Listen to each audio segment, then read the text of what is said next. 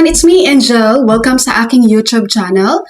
Ang ating video for today ay tungkol po sa retirement pay. Sasagutin ko po itong comment ng viewer natin na isa ng senior citizens at nagtatrabaho na at plano nang mag-retire sa company.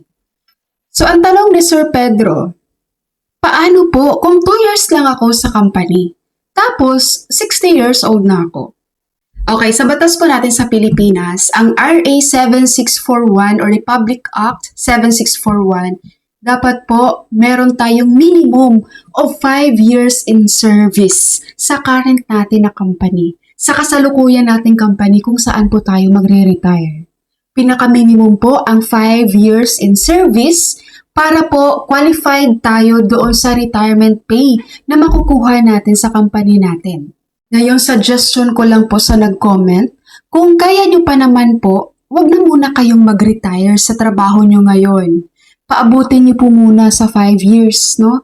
Paabutin nyo na maka 5 years po kayo sa kanila bago po kayo mag-retire. Kung 60 years old ka na ngayon at 2 years ka sa company, no? So, ibig sabihin, kailangan mo pa ng 3 years para mabuo mo yung 5 years. So, that time na maka 5 years ka, ikaw ay 63 years old na. Okay, so kung kaya mo, paabutin mo ng ganun. But of course po decision mo po yan. Ikaw po ang nakakaalam sa estado mo ng buhay mo ngayon kung kaya mo pang magtrabaho or hindi na. Sa akin, suggestion ko lang po yan kung gusto mo po na makakuha ka ng retirement pay sa pinagtatrabahuan mo ngayon. Ang computation po natin sa retirement pay ay daily rate times 22.5 days times number of years in service. Ito pong 22.5 days guys standard na po ito sa computation ng retirement pay. Paano nakuha itong 22.5 days?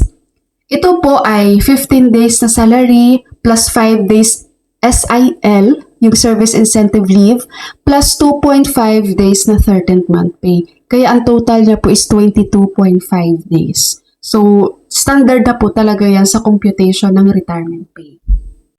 Maliban na lang po, kung yung company nyo ngayon ay meron po silang retirement plan na kung saan po mas mataas po ang kanilang computation compared po dito sa batas natin. Pwede po yun. Pero kung meron silang retirement pay si company na mas mababa ang offer nila compared sa batas natin, yun po ang hindi pwede guys. Basta itong sa retirement pay na nasa batas natin na computation, ito po yung pinaka-minimum. Kung si company mo ngayon, may retirement plan sila na mas okay ang computation, mas mataas, yun po ang susundin.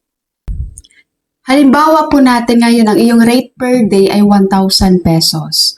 So, ang computation niyan, 1,000 times 22.5 times 5 years. Kung naka 5 years ka sa company. So, ang retirement pay na makukuha mo ay 112,500 pesos. And of course guys kapag meron ka pang mga kailangan din makuha sa company nyo ngayon ng mga cash benefits, so kayo na lang nakakaalam yan. Let's say for example, yung mga remaining days sa trabaho mo na naka-hold na kasi sasama sa retirement mo. So, dapat isasama din yan dyan, i-add yan dyan. Kung ano pang mga allowance na meron ka sa company, so i-add din po yan dyan. Kaya po sa mga employed natin dyan na malapit na pong mag-retire, malapit na sa retirement age, kung gusto nyo pong mag-retire kayo sa company nyo at the age of 60, you have to make sure guys na makarender man lang kayo ng kahit 5 years sa current na company nyo para makakuha kayo ng retirement pay. Kasi baka mamaya ikaw ay 58 years old na, no? Tapos magre-resign ka sa trabaho mo ngayon, lilipat ka sa ibang company. So, dapat doon sa lilipatan mong company, kailangan mo maka 5 years doon para makakuha ka ng retirement pay pag mag-retire ka na. Sa nag-comment po, pag-isipan niyo po ng mabuti. Kung ikaw ngayon ay 60 years old, pero naka 2 years ka lang sa company, kaya mo pa bang mag-extend ng 3 years para makarender ka ng 5 years at makakuha ka ng retirement pay? Alright? So bago ko i-end the video na ito sa mga naghanap po ng whitening lotion plus vitamin E, ito po ang RDL Papaya with vitamin E. So ilalagay ko po sa description ang link ng product na to guys. Okay, so that's all for my video for today. Thank you so much for watching everyone. God bless you all.